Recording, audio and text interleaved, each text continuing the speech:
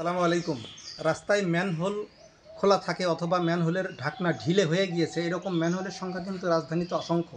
প্রত্যেকটা গলিতে গেলেই দেখা যাবে পুরো রাজধানী জুড়ে এই অবস্থা বিরাজমান। এমনকি যে কোনো কোনো জায়গায় আছে যে ম্যানহোল খোলা কিন্তু কোনো চিহ্ন নেই, মানে বোঝার কোনো উপায় নেই যে এখানে ম্যানহোল আছে এবং সেটা খোলা অবস্থায় আছে।